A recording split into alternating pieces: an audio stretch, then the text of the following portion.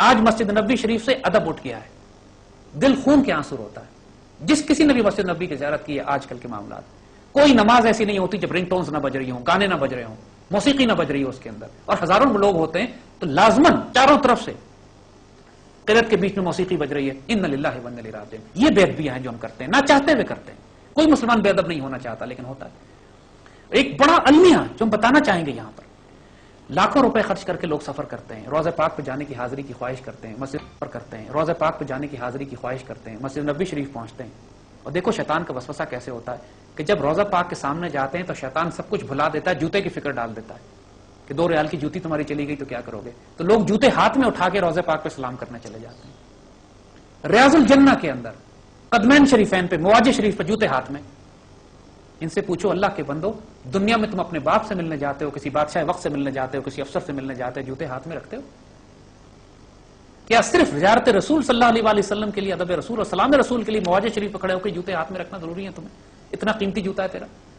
یہ بے ادبی ہوتی ہے یہاں پر، نہ چاہتے ہوئے بے ادبی ہوتی ہے. سب سے بڑی بات بیٹا جان یہی ہے کہ جب انسان کے اندر ایک ایٹیٹیوڈ ادب کا آتا ہے، حضور کے معاملے میں جب بات کرو، بہت سے لوگ حضور کے معاملے میں بحث کر رہے ہوتے ہیں، بچے آپس میں، لوگ آپس میں، علم نہیں ہے، علم نہیں رکھتے، اور حضور کے بارے میں اس طرح مخاطب کر رہے ہوتے ہیں جس طرح اپنے دوستوں کے بارے میں بات کی جاتی ہے. قرآن پاک میں منع فرمایا گیا ایسے نہ کرو. رسول کے بلانے کو اپنے ایک دوسرے کی طرح کا بلانا نہ سمجھو. حضور صلی اللہ علیہ وسلم کے بارے میں اس طرح باتیں نہ کرو جیسے تو اپنے دوستوں ساتھیوں کے بارے میں بات کرتے ہو. وہ بہت ادب کا مقام ہے. 1000 دفعہ بھی منہ دھو گلاب سے تب بھی حضور کے نام مبارک لینے کے اہل نہیں ہم. محتاط رہنا ہوتا ہے یہاں. اور پھر جب حضور کا اسم مبارک لو تو درود شریف پڑھو. اس محفل پر فرمایا گیا کہ وہ اس سے بری محفل کوئی نہیں جس محفل میں لوگ جمع ہوں، بیٹھیں، اٹھیں، باتیں کریں، اٹھ کے چلے جائیں اور رسول اللہ پہ درود شریف نہ پڑھیں. تو اپنے آپ کو اس کو عادت بنا لو. جس محفل میں بیٹھو، کلاس روم میں جاؤ، دوستوں کے پاس جاؤ، محفلوں میں جاؤ، ملو، بیٹھو، اپنے دل میں درود شریف پڑھو. دوستوں تھوڑا سا اونچی آواز میں پڑھ دو تاکہ اور لوگ بھی سن لیں. اٹھتے بیٹھتے عربوں میں رواج ہے، اٹھتے بیٹھتے صلی اللہ نبی، صلی اللہ نبی. ان کی گاڑیوں کے پیچھے اسٹیکر لگا ہوتا ہے رسول اللہ پہ درود شریف پڑھو، صلی اللہ نبی. جگہ جگہ انسان کو تاکید ہوتی رہتی، تذکیر ہوتی رہتی ہے، رسول اللہ پہ درود پڑھو. تو یہ بچے معاملات ایسے ہو جاتے ہیں کہ انسان نہ چاہتے ہوئے بھی گستاخی رسول، بے ادبی رسول کر بیٹھتا ہے. یہ چھوٹی چھوٹی باتوں کا دھیان کرنا ضروری ہے. بڑی بڑی باتوں میں کوئی گستاخی رسول نہیں کرنا چاہتا، چھوٹی چھوٹی باتوں میں غلطیاں ہو جاتی ہیں، ان کا دھیان کرنا ہے. جی بیٹا. سر آپ کی باتیں سن کے اور یہ سارا جب ہم آپ کی محفل میں بیٹھتے ہیں تو ایک عشق رسول کی آگ ہم اپنے اندر فیل کرتے ہیں، لیکن جو وقت گزرتا ہے یا ایسا ایسا یہ پروسیس، وہ فیلنگز، وہ فائر، وہ ڈم ہونا شروع ہو جاتی ہے. بیٹا جان اسی لیے حضور صلی اللہ علیہ وسلم نے فرمایا، جس کا مفہوم ہے کہ اپنے ایمان کی تجدید کرتے رہا کرو. انسان کو ریمائنڈر چاہیے ہوتا ہے. شیطان بڑا ناپاک ہے، انسان کے وسوسے ڈالتا ہے، انسان کو گمراہ کرتا ہے، اس کا کام ہے نا. اسی لیے بچوں جو چیز حضور صلی اللہ علیہ وسلم سے اپنے تعلق کو قائم رکھنے کے لیے اسی لیے ذکر اللہ، ذکر قلبی کی بات کی جاتی ہے. اسی لیے اللہ کا ذکر اپنے قلب میں انسان جاری رکھتا ہے.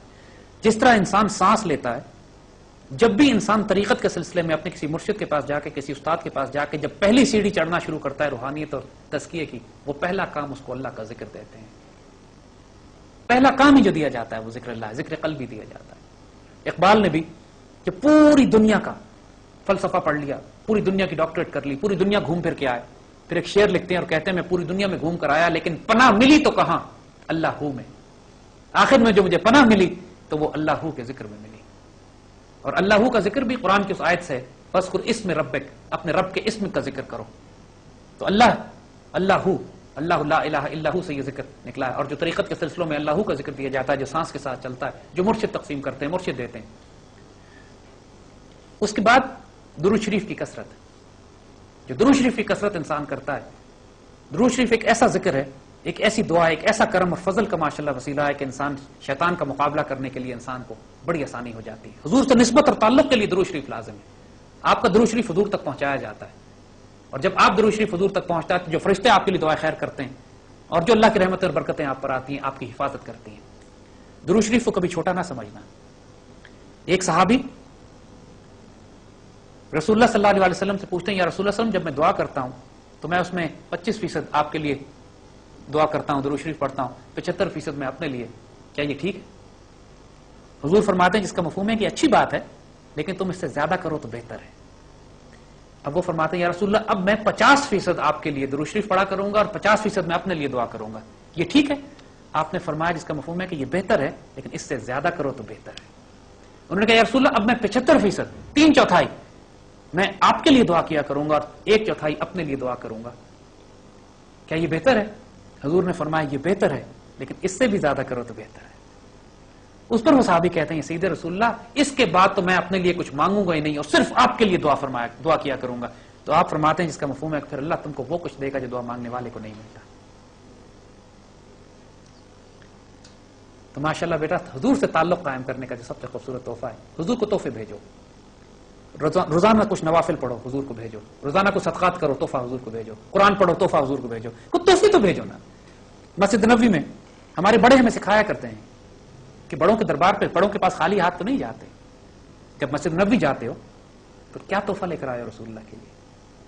منہ اٹھا کے نہیں چلے جانا چاہیے، یہ بھی آداب کے طریقوں میں سے انسان بہت سے دیکھو، جب آپ خود نوٹ کرو گے جب کوئی شخص حج عمرے پہ جا رہا ہوتا ہے تو ہر انسان اپنے ظرف کے مطابق اس سے کچھ چیزیں طلب کرتا ہے۔ بہت سے لوگ ہیں جو کہتے ہیں میرے لیے جاپان کا ایک کمبل لے آنا، بہت سے لوگ کہتے ہیں کہ یار میرے لیے دعا کرنا، میری بیٹی کی شادی ہو جائے، میرے مقدمہ ٹھیک ہو جائے، دعا کرانے کے لیے کہتے ہیں۔ بہت تھوڑے ہوتے ہیں جو آپ سے کہتے ہیں کہ رسول اللہ کو میرا سلام کہنا۔ تو بیٹا یہ اپنی اپنی تربیت اور اپنے اپنے کرم کی بات ہے، ان لوگوں میں سے نہ بن جانا کہ جو مسجد نبوی سے کوریا کے کمبل منگواتے ہیں۔ اور مسجد نبوی میں جانے کے آداب میں سے یہی ہے کہ اس سے پہلے کہ تم حضور کے پاس اپنے آپ کو پیش کر کے سلام پیش کرو، خالی ہاتھ نہ جاؤ، تحفے لے کے جاؤ۔ اور ماشاءاللہ یہ تحفے کبھی ضائع نہیں جاتے، یہ ادب رسول میں سے۔ ایک اور جو ادب رسول میں سے کہ مسجد نبوی میں آج بھی جب اپنے بزرگوں سے پوچھو وہ بتائیں گے، اولیاء اللہ اور فقراء اور مساکین کی ایک بہت بڑی جماعت ہے جو رہتے ہی مسجد نبوی شریف میں، صرف رات بند ہوتی ہے مسجد نبوی شریف تو اپنے گھروں میں کوٹھڑیوں میں چلے جاتے ہیں، دن میں آ کے بیٹھ جاتے ہیں۔ اولیاء اللہ کی سب سے بڑی جماعت ہی مسجد نبوی شریف میں ہوتی ہے، فقراء ہیں، مساکین ہیں، اصحاب الصفہ کی سنت پہ بھی لوگ آج موجود ہیں۔ ایسے لوگ مسجد نبوی میں موجود ہوتے ہیں جو صرف قرآن سیکھتے ہیں، دین سیکھتے ہیں، قرآن تقسیم کرتے ہیں وہاں پر، اور ان کا ذریعہ آمدنی ظاہراً کوئی نہیں ہوتا، وہ حضور کے مہمان ہوتے ہیں۔ تو جو اللہ کے بندے حضور صلی اللہ علیہ وسلم کی زیارت کے لیے مسجد نبوی کی حاضری کے لیے جاتے ہیں، وہ اس بات کا لازم کر لیتے ہیں اپنے اوپر کہ مسجد نبوی میں بیٹھے ہوئے فقراء کی اپنی استطاعت کے مطابق خدمت بھی کریں، وہاں جا کر تحفے تقسیم کریں، کچھ پیسے دیں، بزرگوں کو دیں۔ اور یہ فقراء جو وہاں بیٹھے ہوتے ہیں یہ تحفہ قبول کرتے ہیں، اور تحفہ قبول کر کے پھر آپ کے لیے دعائیں خیر کرتے ہیں، اور یہ دعا لگتی ہے پھر آپ کو، کیونکہ جو ایسے ایسے فقراء مسجد نبوی میں بیٹھے ہیں جو 70 سال سے روضہ پاک سے دور نہیں ہوئے ہیں، 50 سال ہو گئے، ان سے بات کرو جی مجھے 50 سال روزے پاک پہ ہو گئے، مجھے 70 سال روزے پاک پہ ہو گئے۔ سوچو تو صحیح وہ وجود کیا ہوں گے جن کی ڈیوٹی، ظاہراً چہرے دیکھو تو اتنے نورانی کہ انسان کا چہرہ نہیں ٹکتا ان کے وجود پہ، انصاف ان کی نگاہیں ان کے وجود چہرہ نہیں دیکھ سکتے، اتنا جلالی اور نورانی چہرے ہوتے ہیں ان کے، اتنے عاجز اور مسکین ہوتے ہیں کہ جب دعا اٹھاتے ہیں تو دعا اٹھنے سے پہلے ان کے آنسو ٹپکنے لگتے ہیں، جسم ان کا وجود ان کا لرزتا ہے اللہ کے خوف سے اور خشیت سے اور پیار سے۔ ان کی دعائیں رد نہیں ہوتی، ان سے دعائیں لیا کرو، یہ مسجد نبوی کے آداب میں سے ہے۔ اللہ تعالیٰ تم موقع دے وہاں جانے کا، ایسے فقیر تلاش کرو، یہ ستونوں کے پاس بیٹھے ہوتے ہیں، کوئی حبشی ہوگا، کوئی سوڈانی ہوگا، کوئی یمنی ہوگا، ماشاءاللہ پاکستان کے بہت فقراء ہیں وہاں جو 50 60 سال سے مسجد نبوی میں آباد ہیں، اور ماشاءاللہ آنے والوں کے لیے دعائیں خیر کرتے ہیں، تحفے قبول کرتے ہیں، صدقات ہم پر احسان کرتے ہیں کہ وہ تحفہ ہمارا قبول کر لیں، ورنہ جس کا تحفہ ریجیکٹ کر دیا جائے وہاں پہ وہ اپنی خیر منائے۔ تو ماشاءاللہ بچوں یہ آداب ہوتے ہیں کہ انشاءاللہ پھر دیکھو ان آداب کے ساتھ جاؤ گے تو دیکھو پھر انشاءاللہ کیا فیض اور کیا کرم ملتا ہے انشاءاللہ۔ جی بیٹا سر یہ ورڈ عشق it doesn't exist in Quran, so what's it's reality? ہاں بیٹا آپ نے سوال کیا کہ لفظ عشق قرآن سنت میں ہمیں نہیں ملتا، تو اس کی حقیقت کیا ہے؟ بیٹا بہت سارے الفاظ آج کل ہم استعمال کرتے ہیں اپنے اصطلاحات سمجھانے کے لیے کہ جو قرآن و سنت کی اصطلاحات نہیں ہیں، جس طرح نماز کا لفظ ہے، نماز کا لفظ بھی قرآن کا نہیں ہے، قرآن میں تو صلاۃ ہے، روزہ ہے، روزہ بھی کوئی لفظ نہیں ہے، خدا کا لفظ بھی نہیں ہے، خدا بھی، یہ تمام الفاظ جو ہیں یہ فارسی کے ہیں، اس تہذیب کی وجہ سے ہمارے پاس آئے ہیں، مگر جو عشق کی اصطلاح استعمال ہوتی ہے عربی زبان میں عشق کا لفظ تھوڑا سا انکمفرٹیبل ہے، مگر جب تصوف میں، طریقت میں، معرفت میں اللہ تعالیٰ سے محبت میں یہ لفظ استعمال کیا جاتا ہے اردو زبان میں اور فارسی زبان میں، تو یہ ولگر نہیں ہوتا، اس کا مطلب عشق حقیقی ہے، یعنی محبت اللہ تعالیٰ سے شدید محبت۔ قرآن میں جو آیت آتی ہے الذین آمنوا اشد حب للہ، اشد حبہ جو ہے شدید محبت، اس کے لیے جو لفظ استعمال کیا جاتا ہے وہ عشق الہی ہے، عشق رسول ہے، اور یہ کسی حوالے سے بھی ولگر نہیں، بلکہ ایک بہت ہی شدت کے ساتھ، حدت کے ساتھ، محبت اور تعلق اور پیار کے ساتھ اللہ کے رسول صلی اللہ علیہ وسلم سے محبت کو اور اللہ سے محبت کو ریپرزینٹ کرتا ہے۔ تو یہ لفظ فارسی کلام میں، اردو زبان میں علامہ اقبال نے کثرت سے استعمال کیا ہے۔ بے خطر کود پڑا آتش نمرود میں عشق، عقل محو حیرت ہے لبے بام ابھی۔ تو یہ علم اور عشق، عقل اور عشق، ان کا جو فرق بتایا گیا بیسیکلی وہ یہی ہے بنیادی طور پر کہ جو انسان کا قلب، جو محبت ہوتی ہے انسان میں، اس کی جو شدید درجہ ہے، آخری درجہ، اردو اور فارسی اصطلاحات میں اس کو عشق کے لیے استعمال کیا گیا، مطلب شدید اللہ سے محبت ہے، اللہ سے شدید محبت کو ریپرزینٹ کرتا ہے۔ جی بیٹا۔ سر گستاخی رسول کے لیے کیا حکم ہے؟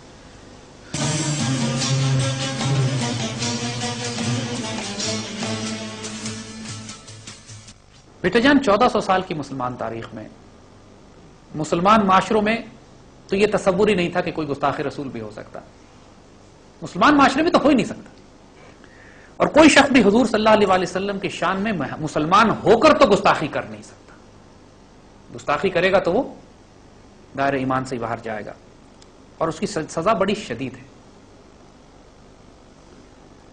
صحابہ کرام رضوان اللہ اجمعین، ایک بات سمجھنے کی ضرورت ہے بیٹا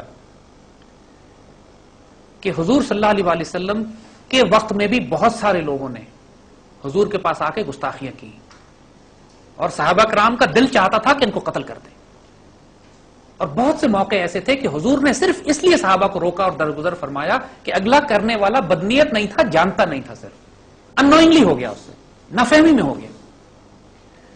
ایک واقعہ ہے کہ ایک بدو آیا حضور کے پاس اور بڑی شدت سے حضور کے ساتھ سختی سے بات کی، چادر بھی کھینچی، گستاخی کی، بدتمیزی کی، اور کہا کہ مجھے مال دیں، میرے اونٹ کے اوپر سامان لدوا دیں۔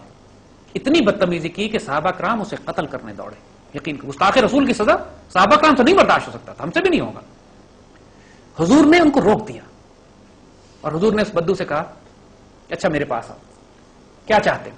اس نے کہا مجھے مال دیں، بڑی گستاخی سے بات، پھر لہجہ بھی سخت۔ حضور نے کہا اچھا میں تمہیں سب کچھ دوں گا، تم راضی ہو جاؤ گے؟ اس نے کہا پھر میں راضی ہو جاؤں گا۔ تو حضور نے صحابہ سے کہا کہ اس اونٹ پہ مال بھر دیں، کھجوریں، جو بھی اس کو چاہیے تھا سامان بھر دیا گیا۔ بدو خوش ہو گیا، اتنا مال اس کو دیا وہ خوش ہو گیا۔ تو حضور نے اس سے پوچھا کہ اب تم راضی ہو؟ کہ جی میں راضی ہوں۔ کہتا ایسا کرو، یہ بات تم صحابہ کو بتا سکتے ہو میرے، وہ ناراض ہے تم سے؟ تو وہ کہتا جی اب میں بتا دوں گا۔ تو وہ صحابہ کے پاس گیا، کہتا ہے اب میں راضی ہوں۔ پھر وہ اونٹ پہ بیٹھا اور چلا گیا۔ تو حضور نے صحابہ کو بلایا، اتنی دیکھو قربان جائیں اپنے رسول پہ، قربان جاؤ۔ فرماتے ہیں دیکھو اس بدو کی مثال ایسے تھی جیسے گاؤں میں کسی کا، شہر میں کسی کا اونٹ گم جائے اور سارے لوگ اس اونٹ پکڑنے کے لیے بھاگے، وہ اونٹ آگے آگے بھاگتا رہے، پھر جو اونٹ کا مالک ہے وہ آئے، وہ اس کو چمکارے، وہ اس کو پیار کرے، اور اونٹ سارے بھاگنا بند کر دے اور آ جائے اپنے مالک کے پاس اور مالک پکڑ کر اس پر کاٹھی ڈال دے۔